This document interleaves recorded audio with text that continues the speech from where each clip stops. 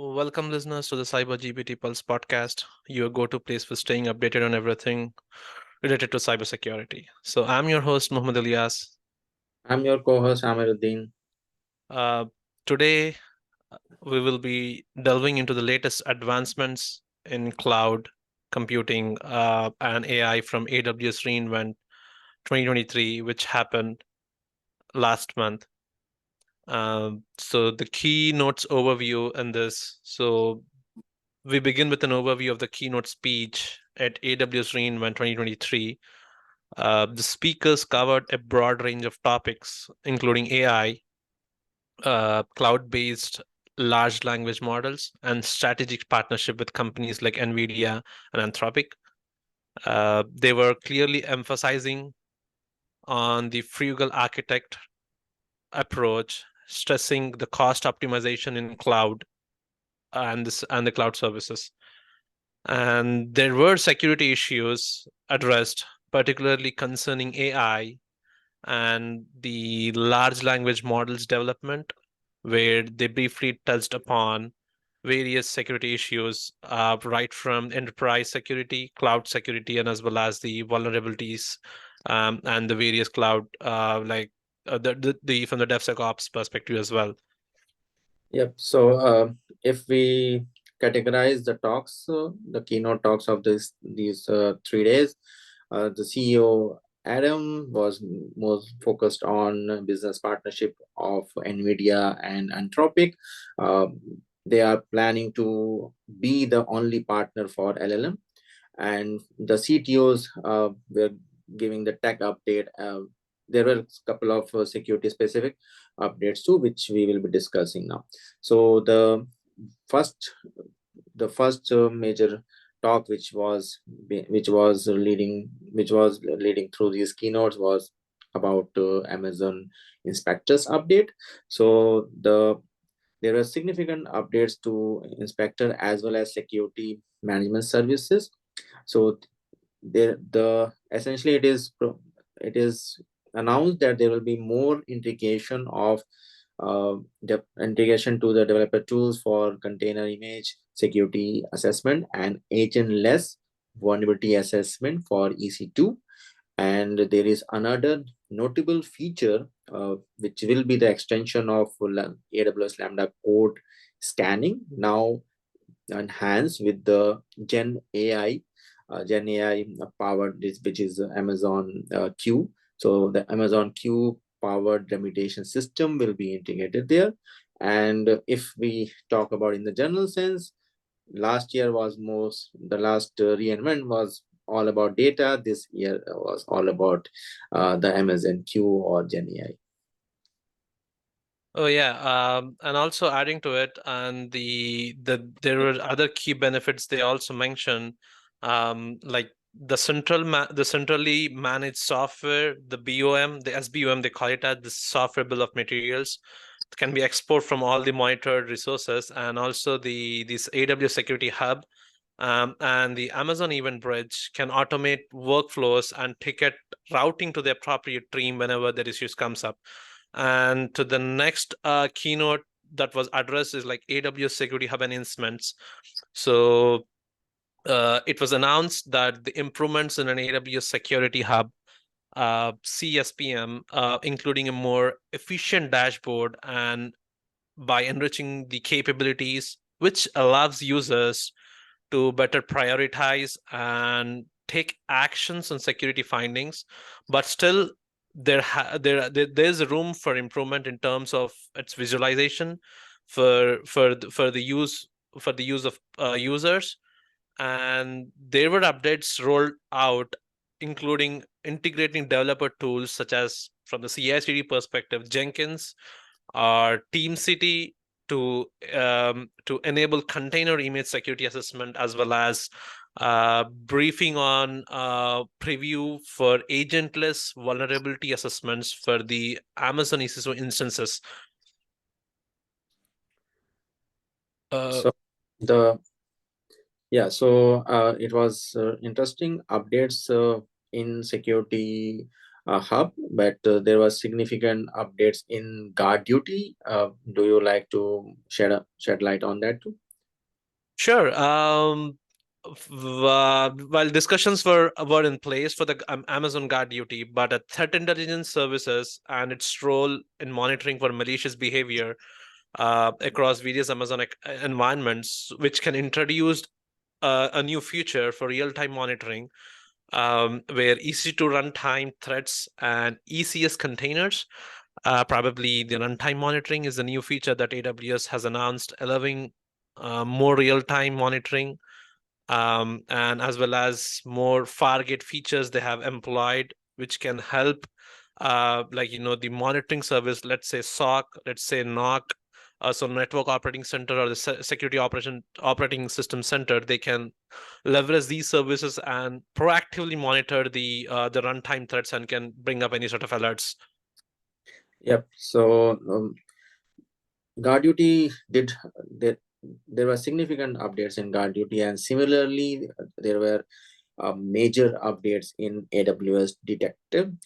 So some in past there have been certain issues with integrating Detective with Security Hub, or if you want to have your IAM investigation, you have to rely on SS analyzer. But now finally Amazon has identified this gap in their system for having a wholesome security management services to allow user to run their vulnerability scanner on the AMI or images as well as container.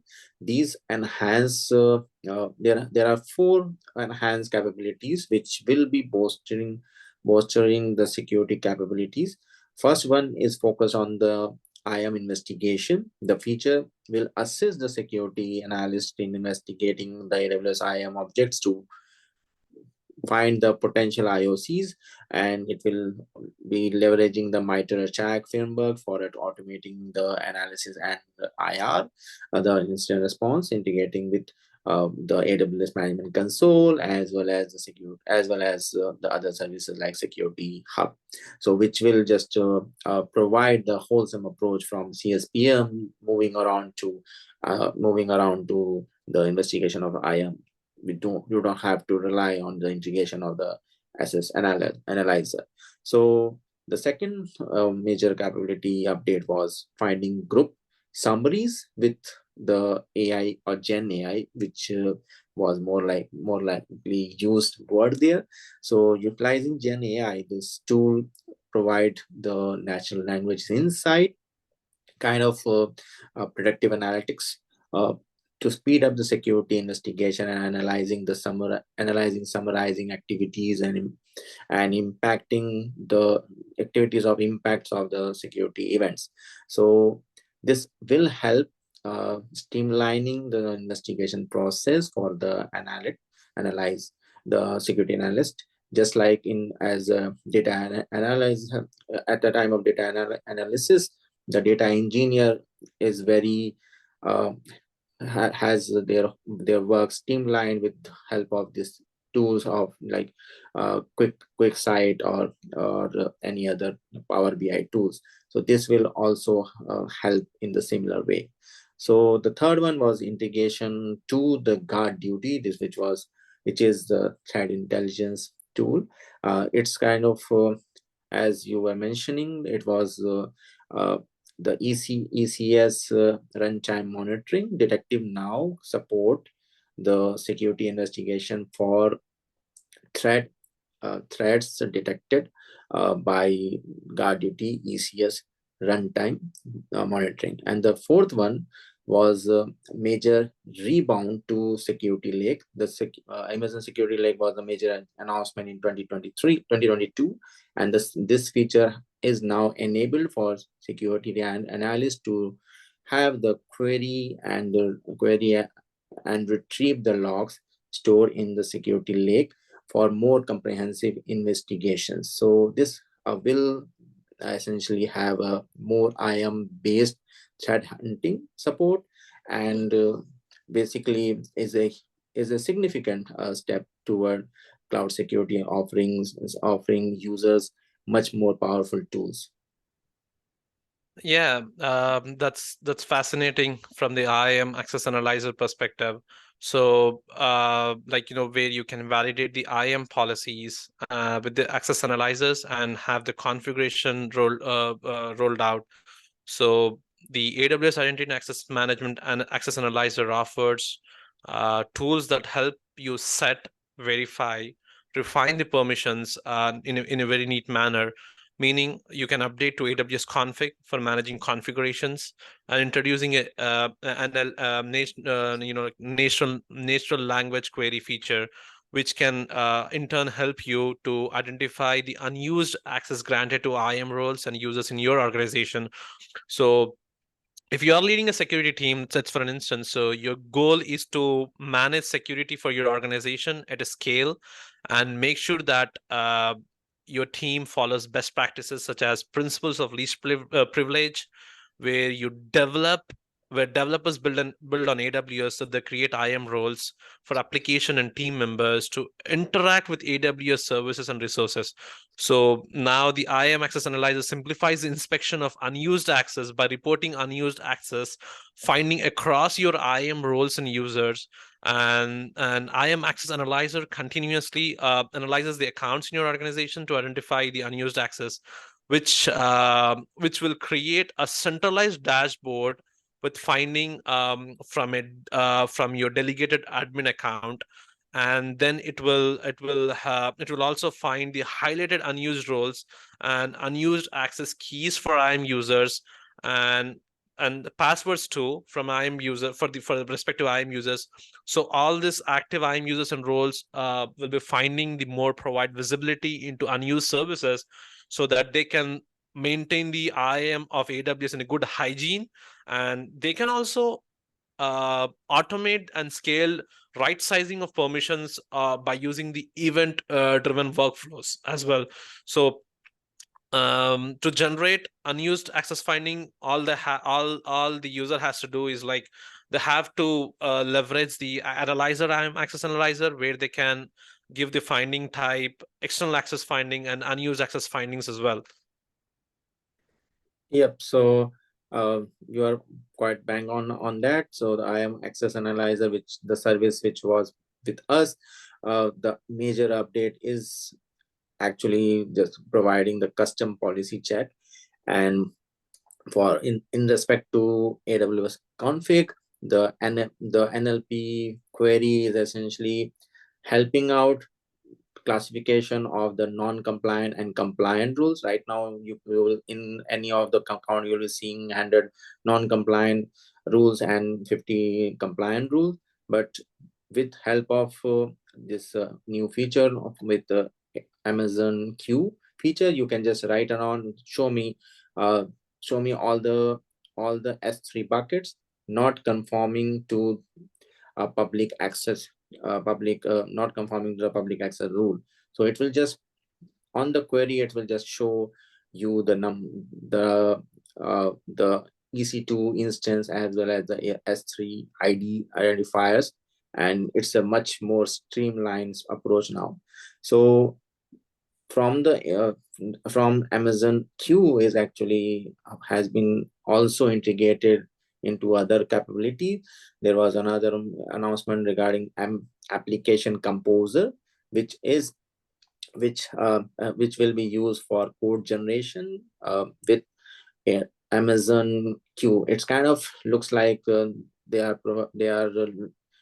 Amazon is also looking to create their own copilot like feature, but we have to wait to see how this progress in future.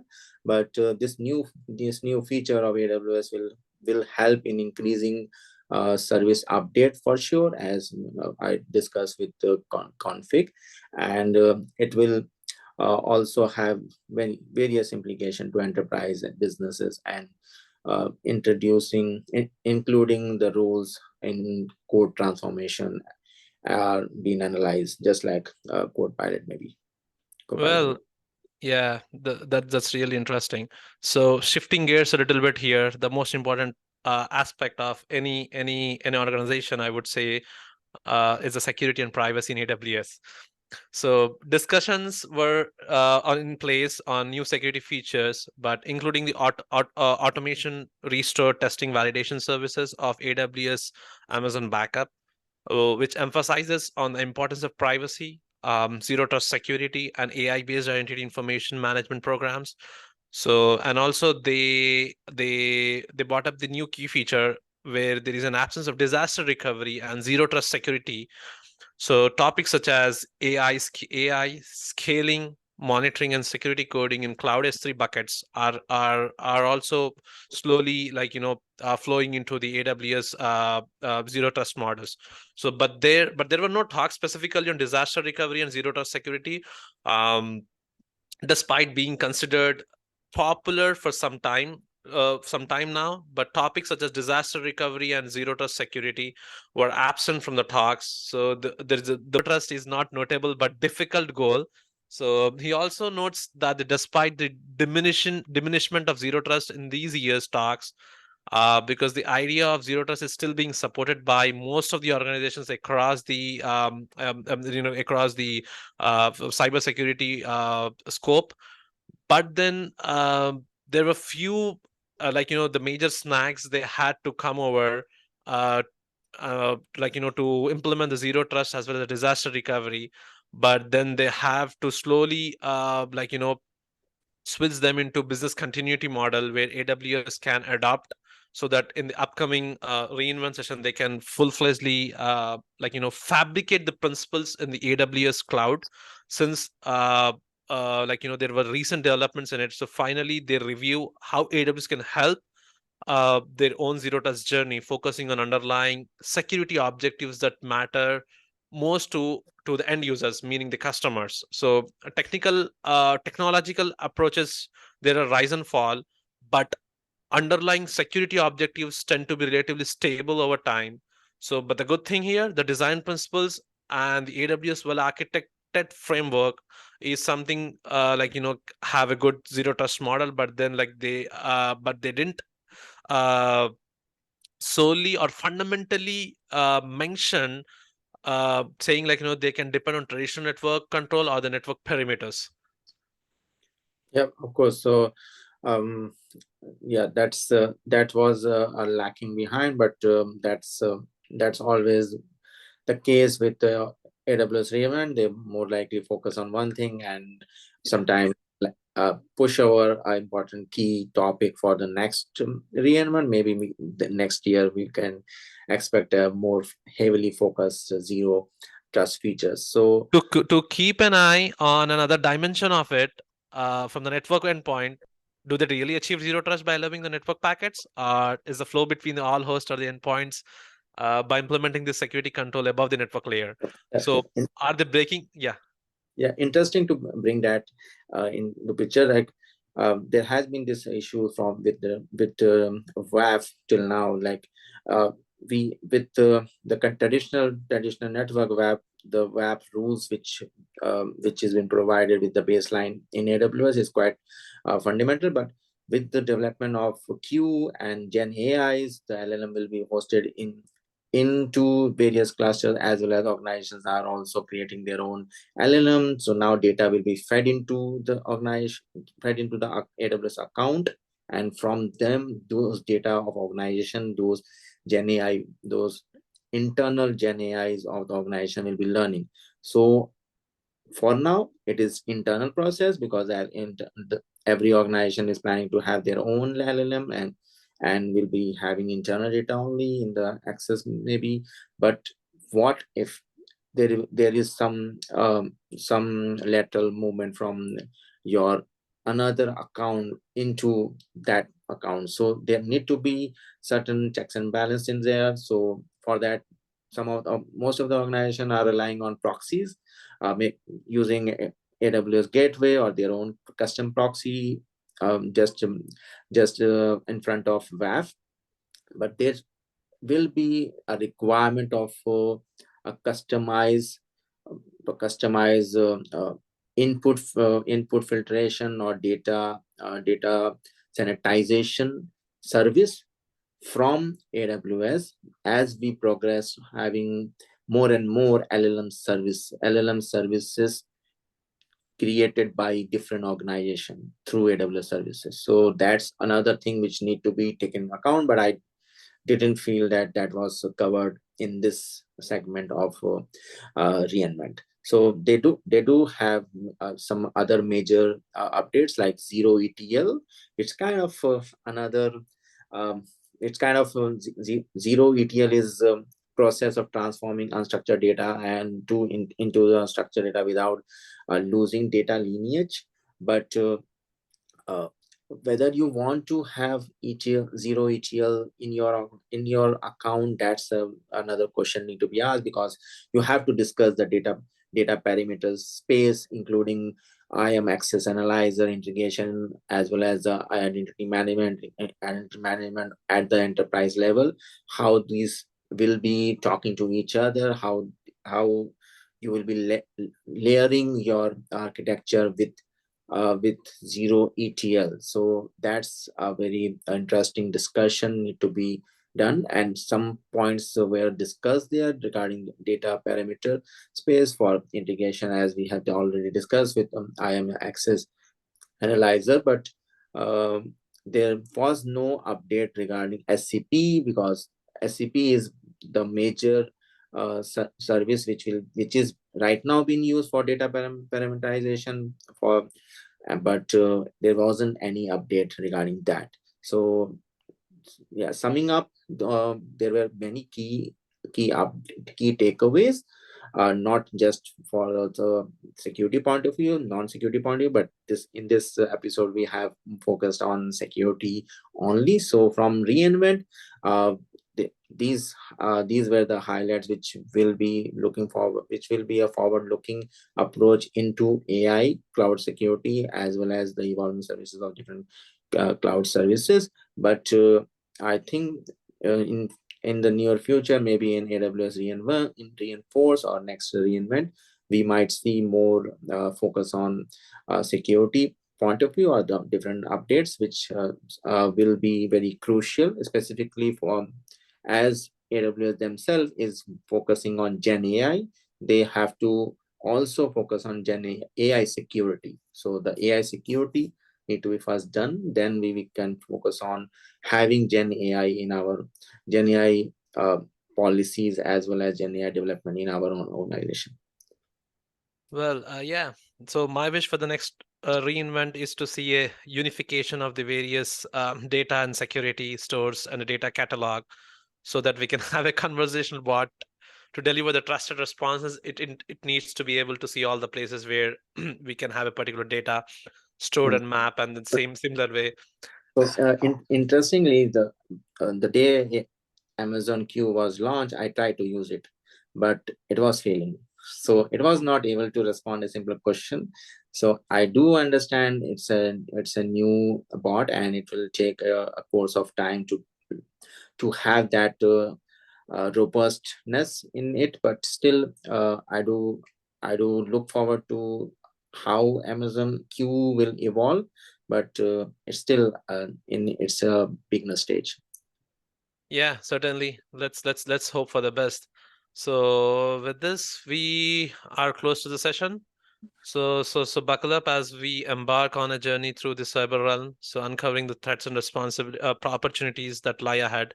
So don't forget to subscribe, because the Cyber GPT Pulse podcast surely electrifies your cyber security knowledge. So well, that's all for this week, and thanks for watching this episode. So contact information is in the show notes. If you have any question, comments, or topic that you want us to discuss in the future, feel free to email us. So until next time.